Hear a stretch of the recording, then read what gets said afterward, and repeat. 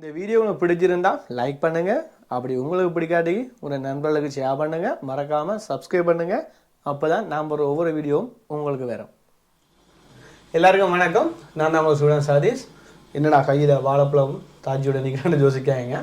இன்றைக்கி என்ன சமையல்னா வாழைப்பழத்தை வச்சு அருமையான ஒரு மோதம். எங்களோட மோதம் வளமையாக செய்கிற வழக்கம். அரிசி மாவும் உள்ளுக்கு பூர்ணம் வச்சு செய்வோம். ஆனால் வாழைப்பழத்தை வச்சு நல்லா பழுத்த வாழைப்பழத்தை வச்சு ஒரு அருமையாக வித்தியாசமாக செய்யலாம். அதை எப்படி செய்யறதை வாங்க பார்க்கலாம்.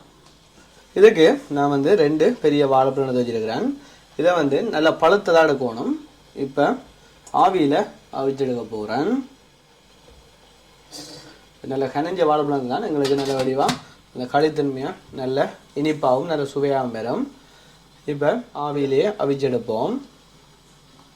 இப்போ எங்களோட வாழைப்பழம் அந்த மாதிரி அவிஞ்சு வந்துட்டு பாருங்கள், அந்த நிறவெல்லாம் மாறி அந்த கனிஞ்சி அந்த பழத்தில் தன்மை எப்படி மாறி இருக்குன்னு சொல்லி. இப்போ நாங்கள் வாழைப்பழத்தை எடுத்து ஒரையாக எடுப்போம். இனி எங்களோட வாழைப்பழ மோதகத்துக்கிட்ட உள்ளுடனே செய்வோம். இதில் பாருங்கள், பனங்கருப்பட்டி எடுத்து இடித்து வச்சுருக்கிறேன். இதை நாங்கள் ஒரு இளஞ்சூட்டில் போட்டு கரமலாக நாங்கள் இதை சூடாக்கி எடுப்போம். இதை நீங்கள் சர்க்கரையிலையும் செய்யலாம். சர்க்கரை செஞ்சோம்னா கொஞ்சம் இந்த காரல் தன்மையாக இருக்கும். அதை விட நினைச்ச உடனே செய்யலாம். அதாவது வாழைப்பழம் தான் நல்ல கனிஞ்ச வாழைப்பழமாக தேடி எடுக்கணும். மற்றும்படி எல்லாமே இலவாக உங்களுக்கு வீட்டில் கிடைக்கக்கூடிய பொருட்கள்லாம்.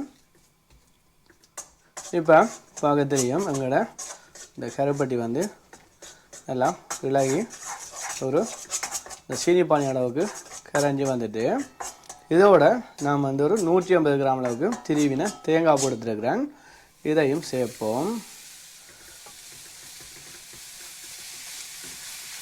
தேங்காய் பூவையும் இங்கிட்ட கருப்பட்டியை சேர்த்து நல்ல வடிவாக கலந்தெடுப்போம்.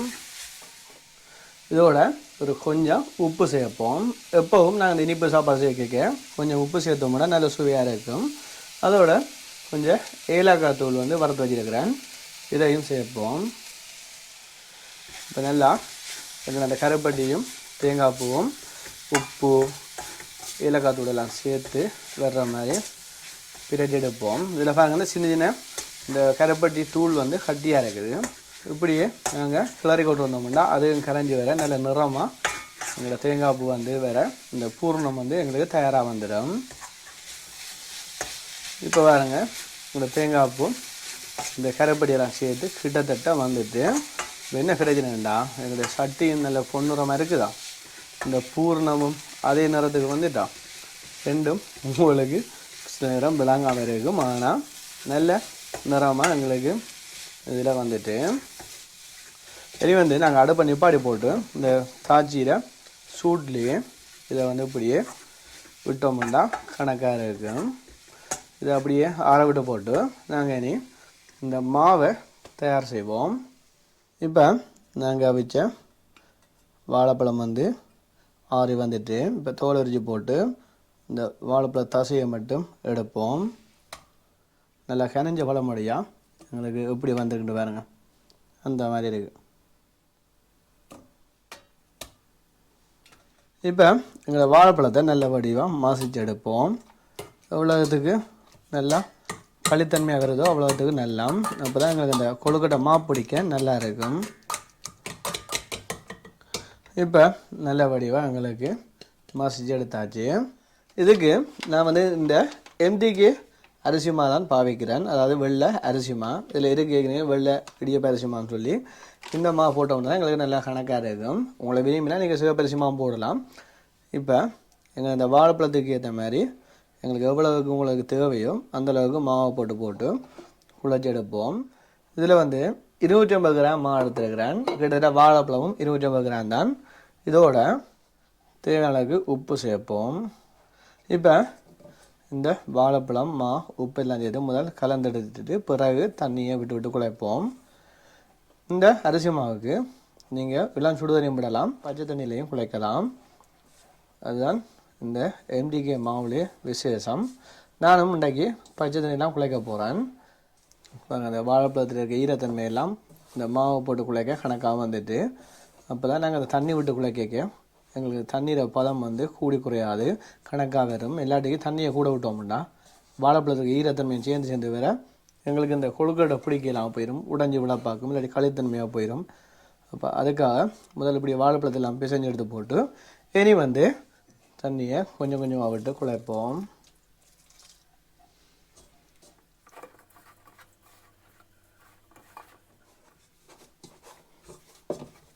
இப்போ பாருங்கள், நல்ல கணக்காக எங்களுக்கு தண்ணியெல்லாம் விட்டு வந்துட்டு இப்படி ஒரு உருளையாக உருட்டி எடுத்துட்டு இனி எங்களோட மோதத்துக்கு எவ்வளவு உங்களுக்கு பெருசு சைஸுக்கு தேவையோ அந்த அளவுக்கு ஏற்ற மாதிரி மாவு எடுத்துட்டு மோதத்தை பிடிக்கலாம். உங்களுக்கு பெருசாக வேணுமெண்டா பெருசாகவும், சின்னனா எந்த அளவு தேவையோ அந்த அளவு பிடிச்சிக்கிட்டா சரி.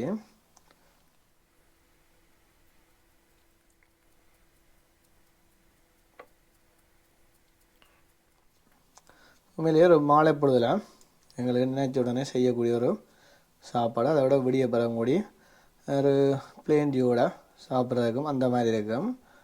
இதில் பார்க்கறதுக்கு இந்த இடைக்கிடைக்க அந்த மஞ்சளாக பெறும், அதாவது வாழைப்பழ விதையில் அந்த வாழைப்பழத்தின் நிறமும் இதோட அவிச்சு இடைக்க கொஞ்சம் எங்களுக்கு வளமையான மோதத்தை விட ஒரு வித்தியாசமான நிறத்துக்கு வரும். அந்த நேரம் சின்ன பிள்ளைகள் பார்க்க ஒரு வித்தியாசமாக இருக்கும், நல்லாவும் பெறும். இப்போ எங்களோட பூர்ணத்தை எடுத்து எங்களோட மோதத்தில் அளவுக்கு துணை வச்சு பிடிக்கலாம்.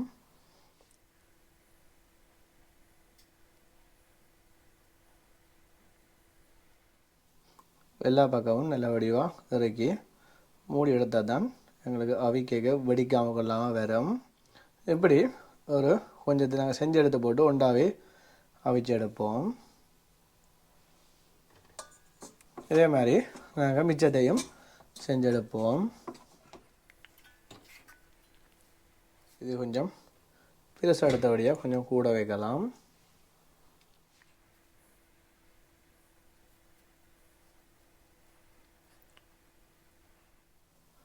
வளமையாக நாங்கள் ஒரே மாதிரி செஞ்சு சாப்பிட்றத விட வித்தியாசம் செய்யக்குள்ள எங்களுக்கு ஏதாவது பெரியாக்கள் கூடி நல்ல சுவையை கொடுக்கும்.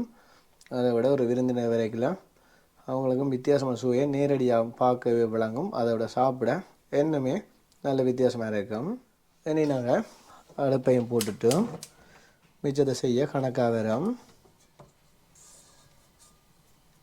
இப்போ நான் ஒரு கொஞ்சம் செஞ்சு எடுத்துட்டேன். முதல்ல இதை அவிய வச்சு போட்டு மிச்சத்தை செய்யலாம். இதில் வந்து நான் இடியப்பத்தில் எண்ணெய் பூச்சிருக்கிறேன், அப்போ தான் எங்களுக்கு இது வடிவாக கலண்டு வரும், அதாவது ஒட்டுப்பட்டு பீயாமல் நல்லா வரும். இதில் ஒரு மூண்டை வச்சுட்டு இந்த இதுக்குள்ளே வாழையில வச்சுருக்கிறேன். உங்களுக்கு வாழையில இருந்தால் வாழையிலைக்கு மேலே வச்சாலும் எங்களுக்கு இது பீயாமல் எடுக்கலாம், அதாவது ஒட்டுப்படாமல் எடுக்கலாம். இப்போ இதை நாங்கள் எப்படி வளமையான மோதத்தை வச்சு அவிச்செடுப்போமோ அதே மாதிரி அவிச்செடுப்போம். அது அவிர இடைவெளிகளில் நாங்கள் மிச்ச மாவையும் அப்படியே செஞ்செடுப்போம்.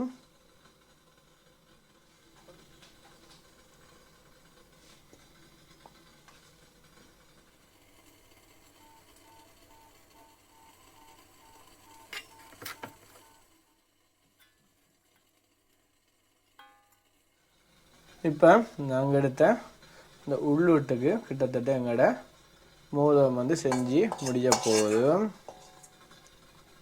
இன்னொரு 2 அல்லது 3க்கு இருக்குது. அந்த உள்ளுடம் வந்து கொஞ்சம் காணாமல் போயிட்டுது. நீங்கள் அதுக்கேற்ற மாதிரி கொஞ்சம் கூட்டி விட்டால் சரி. இதை கடைசியாக பிள்ளையாரை பார்க்க ஒரு சின்ன ஒரு குட்டி மோதம். இது வந்து எங்களோட சின்னமானுக்கு நல்லா பிடிக்கும்.